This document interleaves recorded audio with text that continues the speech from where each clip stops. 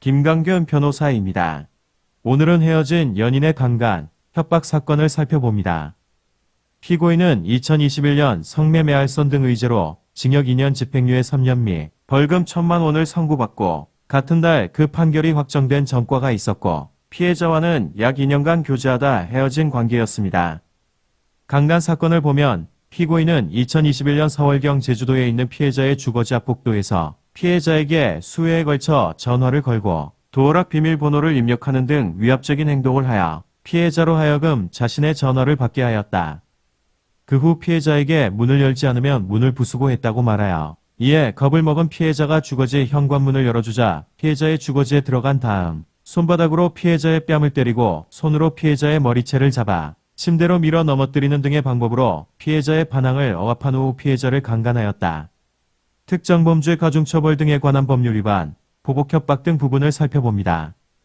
누구든지 자기 또는 타인의 형사사건의 수사 또는 재판과 관련하여 고소, 고발을 취소하게 할 목적으로 사람을 협박하여서는 아니 된다.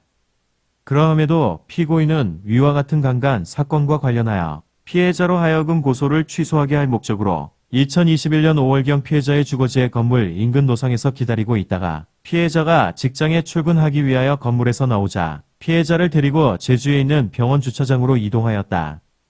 피고인은 위장소에서 피해자에게 피의자의 처벌을 원하지 않고 강간 사건의 고소를 취소한다는 내용으로 피고인이 미리 작성해온 합의서, 고소 취소장을 보여주며 너는 그냥 여기에 도장만 찍어라고 말하였다.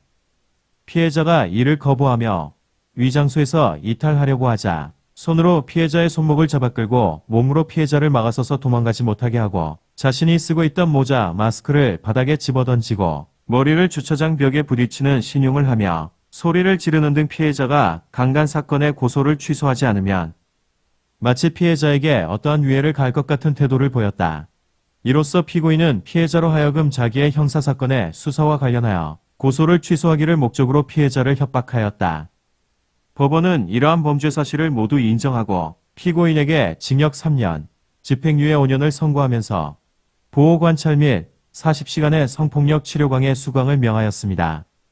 재판부는 이 사건은 피고인이 피해자와의 이별을 받아들이지 못하고 그를 찾아가 강간하고 이후 강간 혐의로 조사를 받게 되자 고소를 취소하게 할 목적으로 피해자를 협박한 범행으로 그 죄질이 매우 좋지 않다. 피해자는 피고인에게 헤어지자고 한 후 이 사건 당시까지 지속적으로 스토킹을 당했다며 고통을 호소하였고 그럼에도 피고인은 수사기간 이래 이 법정 제1회 공판기일에 이르기까지 피해자와의 이별을 기념하기 위해 합의하에 성관계를 한 것이라며 강간범을 부인하였다. 이러한 사정은 피고인에게 불리한 정상이다. 고하였습니다. 다만 피고인이 입장에서 뒤늦게나마 범죄 사실을 전부 자백하고 반성하는 점, 피해자에게 합의금 1,200만 원을 지급하는 조건으로 피해자 합의 후 그중 800만 원은 지급하였고 나머지 400만 원은 피해자 양해에 주지급하기로 하여 피해자가 처벌불원서를 제출한 점, 피고인에게 성범죄로 처벌받은 전력 및 벌금형을 초과하여 처벌받은 전력이 없는 점, 확정된 성매매할선 등 해제와 재판을 함께 받았을 경우의 형평 등을 피고인에게 유리한 정상으로 참석하여 집행유예를 선고하였습니다. 오늘은 헤어진 연인의 강간, 협박 사건을 살펴보았습니다. 궁금한 점은 상담 바랍니다. 감사합니다.